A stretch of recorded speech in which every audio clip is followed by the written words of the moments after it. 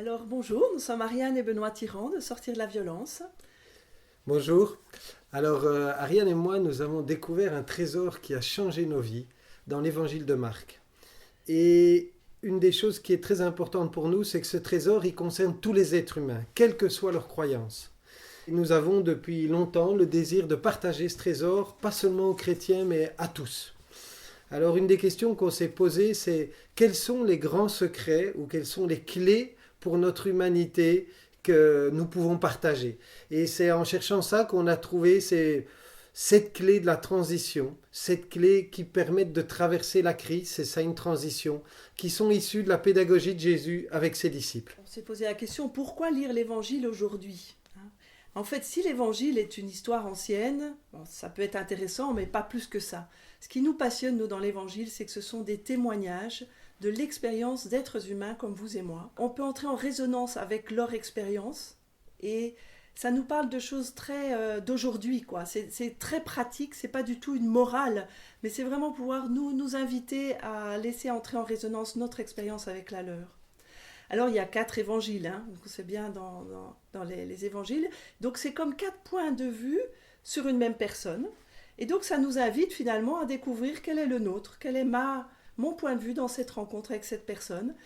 Et puis du coup aussi à se dire quelle est la spécificité de l'évangile selon saint Marc. Alors la première spécificité de l'évangile de Marc, c'est que Marc est le témoin de Pierre, de Saint Pierre. Donc Marc est le secrétaire de Saint Pierre. Et donc on a là l'évangile qui est le plus en prise directe avec l'expérience concrète qu'ont vécu les disciples. La deuxième spécificité, c'est que cet évangile commence quand Jésus est à l'âge adulte. Il n'y a pas tous les évangiles de l'enfance, la conception, la naissance et tout ça. Ça commence quand les disciples, quand Pierre a rencontré Jésus à l'âge adulte, 2 êtres humains adultes. Et donc, il nous invite, Pierre, à nous dire, moi j'ai fait un chemin avec Jésus et je vous invite à le vivre à vous mettre en marche avec moi et avec mes amis et avec Jésus. Et donc, c'est en marchant qu'on découvre ce chemin. Alors, autre spécificité de l'évangile de Marc, c'est qu'on est en prise avec un Jésus et des disciples très très humains. On plonge dans leurs émotions, dans leurs doutes, leurs incompréhensions, les crises qu'ils traversent aussi, et c'est rassurant parce que quand on voit qu'eux ont fréquenté Jésus directement, et que nous on traverse des crises, voilà. Et aussi leur joie, leurs enthousiasmes, et donc c'est un long chemin, lent, comme nous aujourd'hui finalement, comme tout chemin en humanité. Alors c'est aussi, Marc nous ancre dans le réel d'un pays, d'une culture juive, et donc dans un contexte très précis, qui était violent, ne serait-ce que par l'occupation par les Romains, mais aussi on est confronté à la petitesse du Jésus de l'histoire. Il est là dans un pays, au milieu de tout le globe, c'est un petit pays, et donc on découvre là un Dieu qui n'est pas du tout tout-puissant à la manière des hommes, mais qui nous invite à ne pas décoller du réel, à être vraiment ancrés dans nos vies comme ils ont été eux ancrés dans leur vie. Alors c'est aussi l'évangile le plus court et donc il facilite une lecture plus globale. On a l'habitude de lire l'évangile par fragments et ça nous fait perdre une partie du sens qui découle de l'enchaînement des récits, de l'enchaînement de l'histoire. Et par contre la lecture continue fait apparaître une cohérence globale, un chemin en humanité. C'est pas une morale, c'est une pédagogie, une pratique. Pour notre monde d'aujourd'hui. Pour notre monde d'aujourd'hui.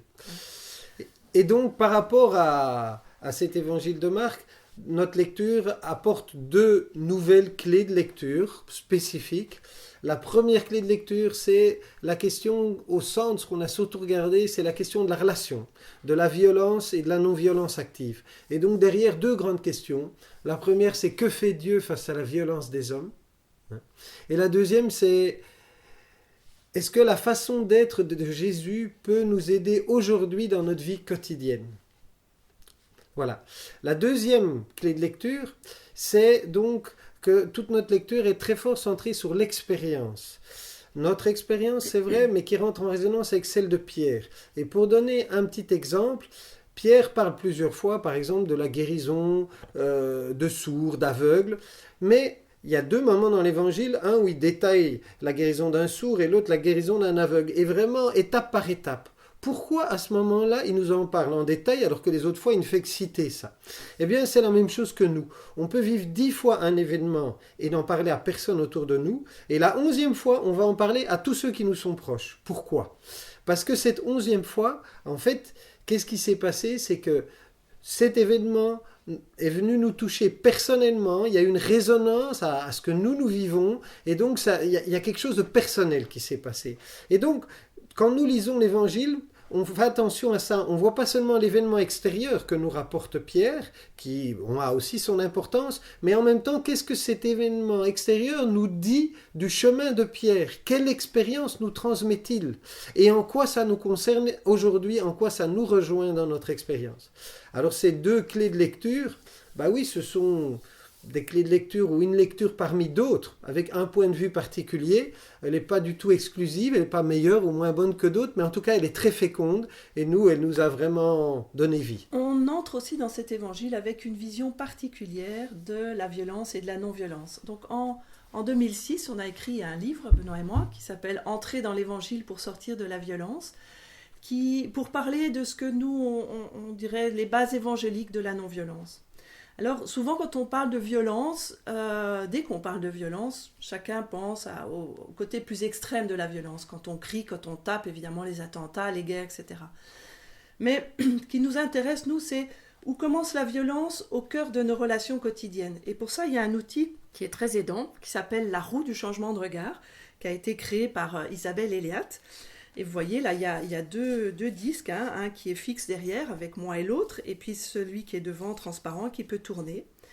Et pour nous, en fait, la violence commence chaque fois que moi, je crois que j'ai raison, je suis bien, je suis OK, et l'autre, il a tort, et en général, en plus, il ne veut pas le reconnaître, il comprend pas, etc. Et donc, il est tout rayé, prisonnier, quelque part, du regard que je porte sur lui. Donc la violence, elle commence d'abord dans un regard, elle va se traduire après par des gestes, des paroles, et elle forme comme un mur entre moi et l'autre. Et ça, ce genre de violence, on les rencontre au quotidien, dans nos relations de couple, avec nos enfants, dans notre job, etc. Et donc ça, c'est vraiment la violence tournée vers l'autre. Et puis il y a une autre violence, qui est la violence tournée vers moi. C'est quand moi, en fait, je me déprécie, je me vois moins bien que l'autre, je ne me sens pas capable, pas à la hauteur. Et il y a aussi un mur entre moi et l'autre, tout aussi sûrement. Et donc c'est la relation fermée quand elle est comme ça ou comme ça.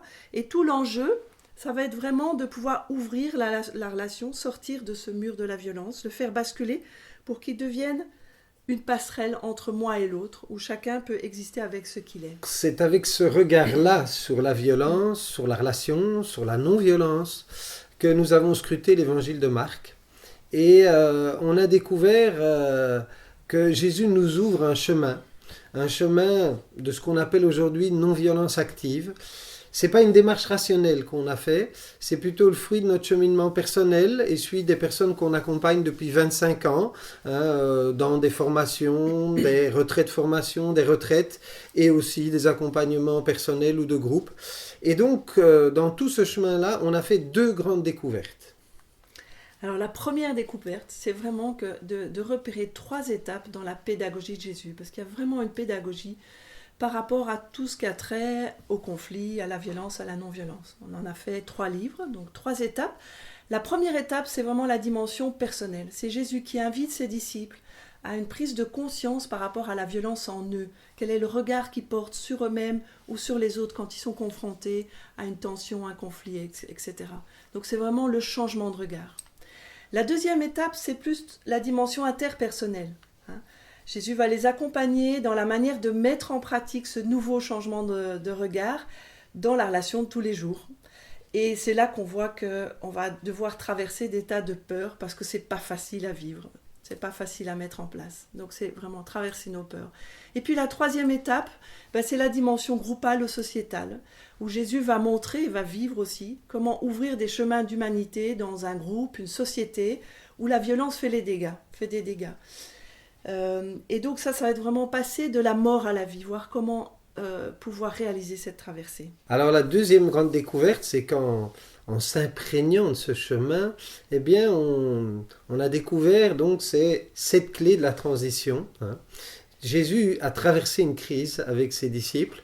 Il les a invités à une transition. Une transition, c'est quoi? C'est un passage de quelque chose qui nous donne plus tout à fait vie. Et puis, on va passer par une étape assez difficile qui est un lâcher-prise, qui est quitter ça, qui passe aussi par des inconforts pour arriver à quelque chose qui va être donné encore une vie beaucoup plus intense. Et donc, Jésus les a accompagnés au fur et à mesure de la traversée pour démasquer, affronter les freins, les inconforts, les risques, continuer à avancer sur ce chemin. Les 3 premières étapes font partie de ce qu'on appelle l'élan initial. Donc la première étape, la première clé, c'est m'ancrer dans mes moteurs, dans ce qui me fait vibrer. La deuxième clé, c'est changer mon regard. Changer mon regard, ce regard qui comme Ariane l'expliquait, où démarre la violence, et entrer dans un regard non violent, entrer dans un regard d'inclusion et pas d'exclusion, d'ouverture et pas de fermeture. La troisième clé, c'est cultiver ma souplesse. Cultiver ma souplesse, comment, face aux différents événements qui vont se passer et qui seront parfois difficiles, qui seront parfois contraires, comme un courant qui vient à contre-courant, qui nous empêche d'avancer, comment là-dedans je peux être comme un roseau et non pas dans la résistance ou la rigidité ou alors je suis extrêmement faible. Donc après cet élan initial, les 3 clés suivantes font partie de ce qu'on a appelé les contractions de la transition. Ça c'est la période un peu plus difficile comme dans un accouchement. La 4e clé, c'est apprivoiser mes dragons ou mes peurs. Traverser cette vallée des dragons, toutes ces peurs qui trop souvent m'immobilisent, me paralysent. Ensuite, c'est découvrir ma puissance en temps de crise, parce que oui, il y a une crise à traverser, oui, il y a des souffrances, il peut y avoir de la violence. Eh bien, comment là-dedans je peux rester acteur et acteur constructif. La 6e clé, c'est transformer les tensions en opportunités. Comment, quand on est au cœur là, des tensions, de la souffrance, de la violence, comment on peut transformer ça en vie. Et c'est ça qui va ouvrir à la dernière étape, le passage. Et donc, la 7e clé, oser faire le pas et célébrer les signes d'évolution, célébrer les signes de vie nouvelle qui sont là, qui apparaissent et qui montrent que voilà, non, c'était pas foutu, c'était pas une fin, c'était pas tout est terminé, tout est gâché, il y a quelque chose qui est passé et c'est comme la vie qui passe, le barrage qui lâche et la vie qui passe comme l'eau qui passe d'un seul coup. Et dans ce oser, il y a aussi tout cet engagement de soi qui appelle l'engagement des autres, et souvent on oublie ça, que quand je m'engage, il y a comme un effet d'entraînement à ce que d'autres passent avec moi. Tout ça pour vous inviter vraiment à entrer dans une expérience qui donne tellement plus de vie, qui nous permet de vivre tellement plus intensément. Et c'est François d'Assise qui disait « on ne comprend bien que ce qu'on expérimente soi-même », en fait. Et donc, en pouvant traverser, venir vivre ces 7 clés et traverser cette crise avec Jésus, avec les disciples sur leur chemin, dans cette pédagogie tellement pratique, vous pourrez découvrir à votre tour quels sont ces chemins d'humanité, même là où ça va rester impossible de traverser, et devenir finalement semeur de paix dans tous les aspects de notre vie. Et c'est là qu'elle commence. Quand il disait la paix, elle commence dans le cœur de chaque être humain, c'est que là qu'on doit mener tous les combats. Donc voilà, on vous invite vraiment à venir partager cet élan et ce chemin. Alors voilà, si vous avez été touché, si vous vous sentez votre curiosité réveillée par tout ça, il y a différents moyens de continuer et de faire ce chemin auquel Ariane vient de vous inviter. Un premier, c'est à travers nos livres. Donc on a publié 4 livres qui sont en lien avec ce chemin. Il y en a un 5e qui va sortir aussi sur les 7 clés de la transition. Et puis la deuxième façon, c'est en allant sur le site www.sortirdelaviolenceorg et là vous trouverez des formations, des retraites formation qui abordent soit l'ensemble de ce cheminement, soit une partie de ce cheminement, avec ou sans. Dans les formations, c'est plutôt les outils. Dans la retraite, c'est vraiment le chemin avec les disciples dans l'évangile. Et retraite formation, c'est les deux. C'est un mélange des deux. On avance en partie avec l'évangile et en partie avec des outils concrets pour travailler sur notre terre et sur nos relations de tous les jours. Voilà, bonne route!